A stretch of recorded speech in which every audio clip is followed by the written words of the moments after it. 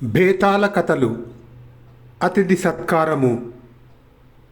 పట్టువదలని విక్రమార్కుడు చెట్టు వద్దకు తిరిగి వెళ్ళి చెట్టుపై నుంచి శవాన్ని దించి భుజాన వేసుకొని ఎప్పట్లాగే శ్మశానం కేసి నడవసాగాడు.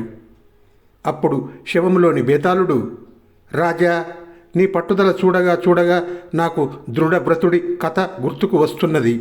అతని పట్టుదలకు దేవతలే లొంగిపోవలసి వచ్చింది. శ్రమతి లేకుండా ఉండగలందులకు నీకు అతని కథ చెబుతాను, విను అంటూ ఇలా చెప్పసాగాడు. శ్వేతవనములో దృఢవ్రతుడు అనేవాడు ఆశ్రమాన్ని నిర్మించుకొని ఉండేవాడు. అతను బ్రహ్మచారి, ఒంటరిగాడు. అతను తపస్సు చేసిన వాడు కూడా కాడు. కానీ యావజ్జీవితము అతిథి సత్కార వ్రత నియమం తప్పకుండా ఆచరించాడు. ఏ వేళలో ఎవరు వచ్చినా సరే అతను తన కుటీరంలోనికి ఆహ్వానించి తనకున్న దానిలోనే పెట్టి పంపేవాడు. అతను కుటీరం విడిచి బయటికి వెళితే కందమూల ఫలాల కోసమే వెళ్ళేవాడు.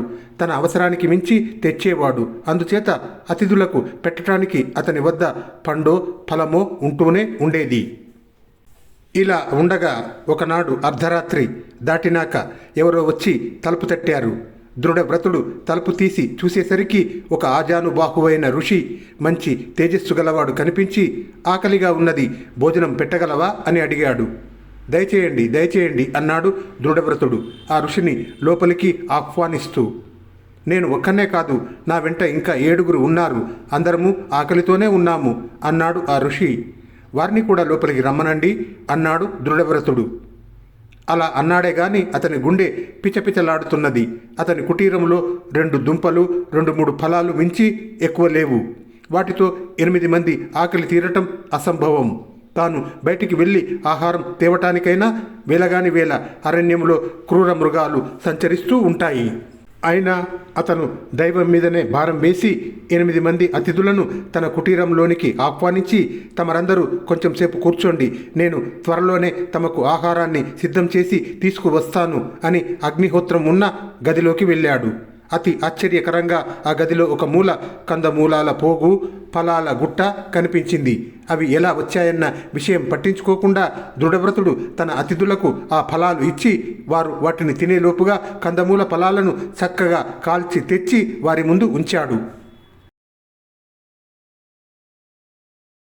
ఈ ఆతిథ్యంతో అతిథులు చాలా సంతృప్తి చెందారు. వారికి పెద్ద అయిన ఋషి దృఢవ్రతునితో, పుణ్యాత్ముడివి, ఈ పుణ్యం ఊరికే పోదు, మేమిక వెళ్ళి వస్తాం అన్నాడు. తెల్లవారేదాకా విశ్రమించి వెళ్ళవచ్చునే అన్నాడు దృఢవ్రతుడు. మాకు రాత్రి పగలు అన్న విచక్షణ లేదు, విశ్రమించటం తర్వాత మేము వెళ్ళవలసిన దూరం చాలా ఉన్నది అన్నాడు ఆ ఋషుల పెద్ద. ఆయన కుటీరం వెలుపలికి దారి తీశాడు. ఆయన అనుచరులు ఒకరొకరే బయటికి పోతున్నారు.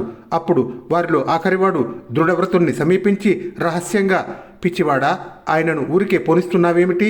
ఏదన్నా వరం అడుగు, ఇస్తాడు. ఆయన ఎవరనుకున్నావు? దేవేంద్రుడు, మేము మిగిలిన దిక్పాలకులము అన్నాడు. దృఢవ్రతుడు గబగబా బయటికి వచ్చి ఋషుల పెద్దతో, స్వామి, కొంచెం ఆగండి, తమరు అనుమతిస్తే ఒక వరం కోరాలని ఉన్నది అన్నాడు. దేవేంద్రుడు సంతోషించి, తప్పకుండా కోరుకో అన్నాడు. మరేమీ లేదు, నాకు పనిలేని వేళలలో పాచికలు ఆడాలని ఉంటుంది. ఎవరిని రమ్మన్నా రారు. నేను పిలిస్తే ఎవడైనా సరే పాచికలు నాతో ఆడటానికి వచ్చి నాతో ఓడిపోయేటట్టు వరం అనుగ్రహించండి, ఇంతకంటే మరేమి కోరను అన్నాడు దృఢవ్రతుడు. దేవేంద్రుడి ముఖం మాడిపోయింది. ఈ ఆశ్రమవాసి ఉత్తమ దృష్టి గలవాడై ఉంటాడని, బొందితో స్వర్గానికి తీసుకుపోమనో, ఏ అప్సరసనైనా తనకు భార్యగా పంపమనో కోరుకుంటాడని దేవేంద్రుడు అనుకున్నాడు. దృఢవ్రతుడు అలాంటి కోరిక కోరి ఉంటే దేవేంద్రుడు సంతోషంగా తీర్చేవాడే కూడాను. కానీ దృఢవ్రతుడు క్షుద్రమైన కోరిక కోరాడు. అయినా ఇస్తానన్నాక వరం ఇవ్వక తప్పదు గనక, నువ్వు అడిగితే ఎలాంటి వాడైనా సరే నీతో పాచికలు ఆడి ఓడిపోయేటట్టుగా వరం ఇస్తున్నాను అనేసి అంతర్ధానమయ్యాడు. ఆయనతో పాటే మిగిలిన దిక్పాలకులు అంతర్ధానమయ్యారు. అటు తర్వాత దృఢవ్రతుడికి పాచికలతో చక్కగా కాలక్షేపం అవుతూ వచ్చింది. చుట్టుప్రక్కల ఆశ్రమాల వాళ్ళు వచ్చి అతనితో పాచికలు ఆడి ఓడిపోతుండేవాళ్ళు. అతని అతిథి సత్కారం కూడా అవిచ్ఛిన్నంగా జరిగిపోయింది. చివరకు ఒకనాడు అతని కోసం యమదూతలు వచ్చారు. తన పాచికలను చేతపుచ్చుకొని దృఢవ్రతుడు కింకర్ల వెంట యమధర్మరాజు ఆస్థానానికి వెళ్ళాడు. అక్కడ చిత్రగుప్తుడు దృఢవ్రతుడి జాబితా చూసి యమధర్మరాజుతో, ఇతను చాలా పుణ్యాత్ముడు. యావజ్జీవం అతిథి పూజ చేసి స్వర్గములో 1,000,000 సంవత్సరాల పాటు భోగాలు అనుభవించగలడు. అయితే ఇతనికి పాచికలాడే వ్యసనం ఉన్నందున ఒక్కసారి నరక సందర్శనం చేయించి స్వర్గానికి పంపేద్దాం అన్నాడు. యమధర్మరాజు అనుమతితో యమకింకరులు దృఢవ్రతుణ్ణి నరకమంతా తిప్పారు. నరక యాతనలు అనుభవించే వారిని చూసి దృఢవ్రతుడు చాలా నొచ్చుకొని యమధర్మరాజు తన అతిథులకు చేసే సత్కారం ఇదా అనుకున్నాడు. నరకాన్ని చూడటం పూర్తి అయినాక అతను యముడి వద్ద సెలవు పుచ్చుకోబోతూ, ధర్మరాజా, నాతో పాచికలు ఆడు, ఒక చిన్న పందెం కూడా పెట్టుకుందాం. నేను ఓడిపోతే నా పుణ్యమంతా దారపోసి తిరిగి జన్మ ఎత్తేదాకా ఈ నరకంలోనే ఉండిపోతాను. నువ్వు ఓడిపోతే నీ నరకంలో ఉన్న వారినందరినీ నా వెంట పంపేయి అన్నాడు.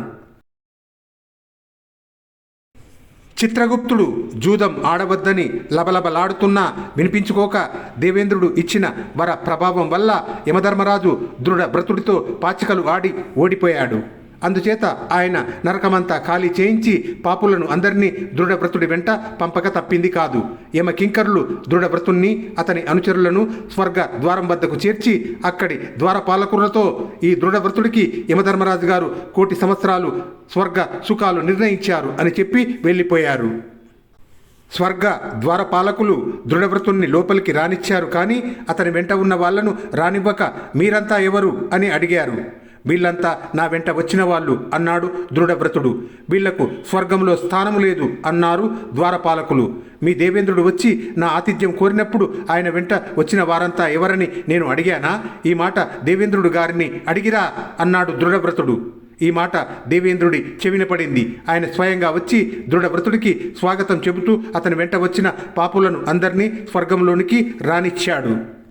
బేతాళుడు ఈ కథ చెప్పి, రాజా, దృఢవ్రతుడు యుక్తితో ఇలా పాపులందరికీ స్వర్గ ప్రవేశం కలిగించాడు కదా, ఇది సవ్యంగా ఉన్నదా? ఇంద్రుడు దృఢవ్రతుడి యుక్తిని ఎందుకు సాగనిచ్చాడు? ఈ ప్రశ్నకు సమాధానము తెలిసి కూడా నీవు చెప్పకపోయావో నీ తల పగిలిపోతుంది అన్నాడు. అందుకు విక్రమార్కుడు, దేవేంద్రుడు దృఢవ్రతుడి యుక్తికి లొంగిపోయాడు అన్నది సరికాదు. అతిథి సత్కారం అన్నది అత్యుత్తమ వ్రతం. అందుకనే ఆ ఒక్క వ్రతమే ఆచరించి ఏ తపస్సు చేయని దృఢవ్రతుడికి అంతులేని స్వర్గ సుఖాలు సంప్రాప్తమైనాయి. అలాంటి వ్రతం అవలంబించిన వాడి పుణ్యం ఎంతమంది పాపాలనైనా పరిహరించగలదు. ఈ సంగతి తెలిసే ఇంద్రుడు ఆ పాపులను స్వర్గంలోనికి రానిచ్చాడు అన్నాడు విక్రమార్కుడు. రాజుకు ఈ విధంగా మౌనభంగం కలగగానే బేతాళుడు శవంతో సహా మాయమై తిరిగి చెట్టెక్కాడు.